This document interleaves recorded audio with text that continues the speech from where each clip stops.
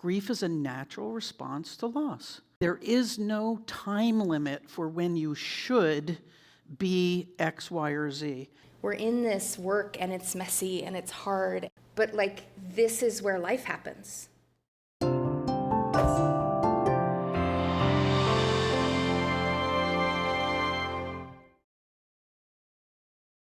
At Unlikely Collaborators, we value embracing all aspects of the human experience. And that includes the parts that we might not want to experience, that we might not want to even look at. Grief is probably, for most of us, at the top of that list. And the Dougy Center is the National Grief Center for Children and Families. Brennan and Donna, they have devoted their lives to sharing this powerful, life-affirming, life-honoring way to grieve to the people who need it most. They sit with children and families in the middle of unimaginable loss and pain. And they say to these children and these families, you are not crazy. You are not alone. Your grief belongs here. Your feelings belong here. It is all okay, and it is all welcome. They do not try to fix what cannot be fixed. They make room for what is real, and somehow, in that kind of witnessing, something sacred happens. Grief starts to feel less like a problem and more like another way to love. So please join me in welcoming Brennan Wood and Dr. Donna Schuurman.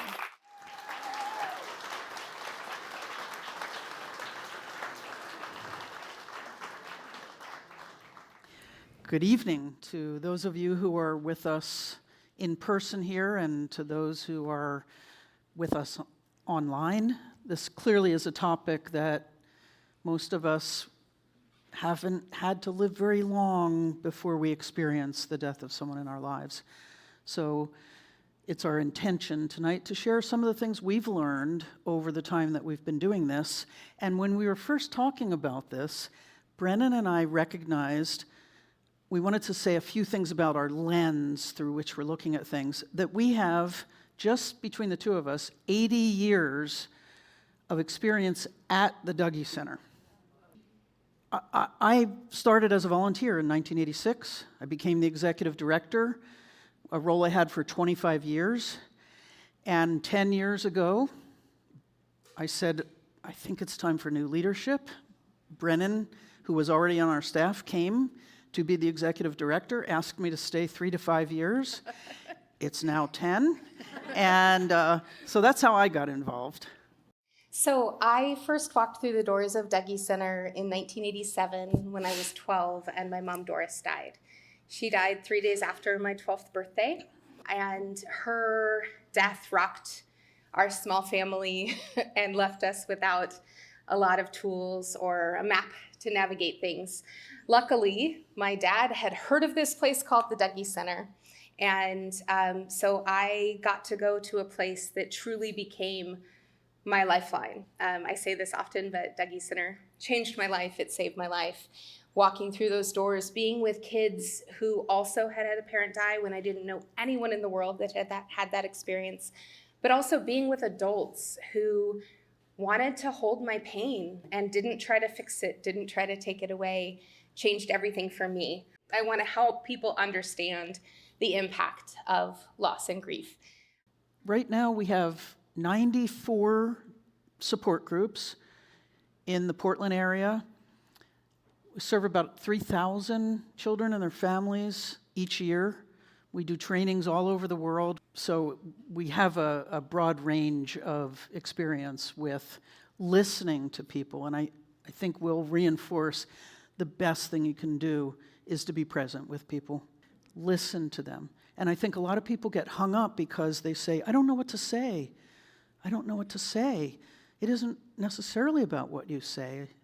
I wrote an article one time that was called, Don't Just Say Something, Stand There. So some of the things we've learned. Yeah. I think when I think of the lessons that I've learned from my own experience at Dougy Center, and also from the 65,000 kids, teens, young adults, and adult caregivers who've walked through the doors of Dougy Center. I think the number one thing that we talk a lot about and that is important that we share here is that grief is a natural, normal, healthy response to loss of any kind. Grief is not a disease to be fixed. It is not something to be cured. And I'd love, Donna, for you to share a bit about our philosophies around that. So there is movement in the field of grief and loss to have a mental disorder in the American Psychiatric Association's DSM, Diagnostic and Statistic Manual of Mental Disorders. A new mental disorder was added several years ago called prolonged grief disorder.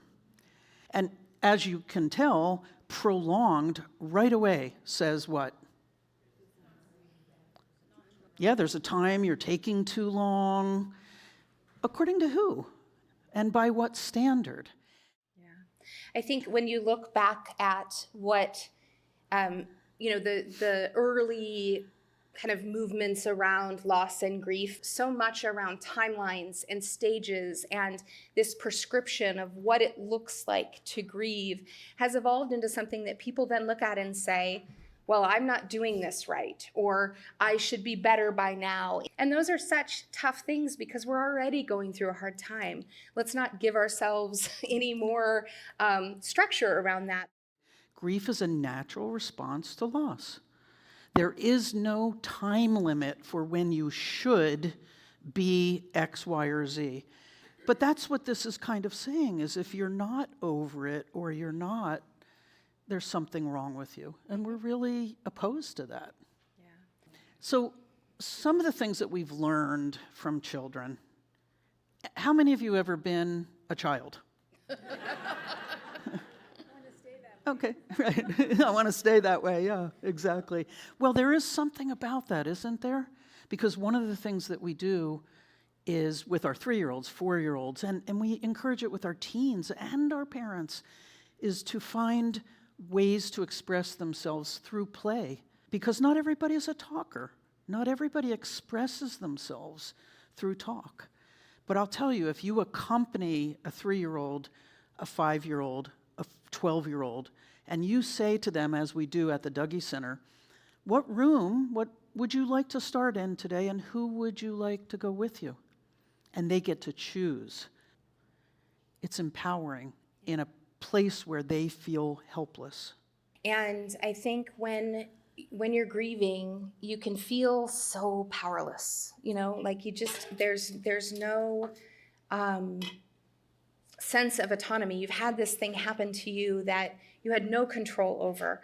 Giving choice and giving autonomy back to kids. And I think that's one of the powerful things that happens at Dougy Center is really around giving kids choice and giving all of us choice what we share, when we share it, how we share it.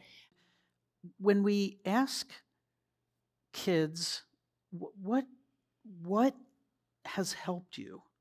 One of the things they'll say is the people who say they'll do something and who actually do it. Yeah. I think one of the lessons that I have learned through my own experience, but also through witnessing so many people, when hard things happen, I think one of the surprising things is the people who you think are going to show up aren't always the people that show up. One of the things that's so important in all of this is to recognize that, right? That people show up and people fall away, but also how do we choose to focus on those who do show up, right? And how do we build that community? A lot of discussion in groups is around what people are doing to be helpful or what people are doing that's not helpful. Mm-hmm. And this might seem like a contradiction, but we need to let people feel pain without rushing in to try to take it away. And it's especially hard to do when you see someone you care about hurting. And the kids talk about, let me feel my joy. Let me still be a kid. So other kids will be around them and say something like, hey, my mom, oh, sorry. I didn't mean to say mom. Yeah. Like, well, it's okay, you can say mom. And kids are in and out of their grief, and they need to be. Yeah. And you can actually hold joy and hope and love as well as pain and sorrow and regret.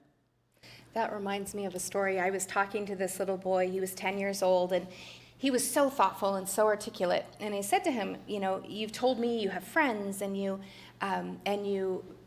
play sports and all of these things, and yet you've been coming to Dougy Center for almost 3 years. Why? Why do you keep coming back? What about being here is different than playing sports with your friends or hanging out? And he gave it some thought, and he said, you know, when I'm playing with my friends or we're playing sports, I don't know which of my friends knows that my dad died anymore. It's been long enough. Like, I don't know which of them knows. And I don't know which of them knows how he died, and that was a pretty big deal. And so I just always feel awkward. All day, every day. And he used that word. He said awkward. He said, but I get to come to the Dougy Center, and I get to, you know, I talk about my dad, and everybody here has had a parent die. Everybody knows my dad died. Everybody knows how he died. So I also get to play sports, you know, go out on the basketball hoop, be in the theater room, do art, do music. And while I'm here, I get to hang out with all these friends, and I don't have to feel awkward. If you give a kid who feels awkward 95% of the time an hour and a half twice a month to not feel that way, what a gift. What a beautiful, wonderful thing. And I extrapolate that out and I say, how can we offer that to one another in our lives? Yeah. I think, too, that when people die, we often, as adults or teens, young adults, we often send things to say, we're thinking of you. We're thinking of you. But how often do we say, tell me about your father? What was he like? Are there things you miss? For people to be able to talk not just about how sad it is that someone died, but who were they and who were they in your life? And one of the best skills that's out there is listening and reflecting. We're in this work, and it's messy, and it's hard, and it's tough, and showing up sometimes can feel like a lot. But like, this is where life happens. This is where the beauty happens. So actually, I'm going to share a story of something you said, Donna, that greatly impacted me. It's actually in a video that you were being interviewed, and you said loss and grief doesn't have to define everything from that moment forward. With support, it has the capacity to give us a deeper appreciation for the beauty and brevity of life. And what a privilege it is to be here every day. I will just add a kind of a closing remark that people say to me, how do you listen to all these stories? I don't want to carry grudges. I don't want to leave things unsaid. I tell the people I love that I love them. And so that's the flip side of what listening to people in their rawest moments has taught me and has actually helped me be a better person, I think, and listen more carefully and care more deeply and not worry about a lot of the small stuff that will never happen. There's a lot of life lessons that we learn from the teens, the families, and even the 3-year-olds. Yeah, so thank you. Thank you.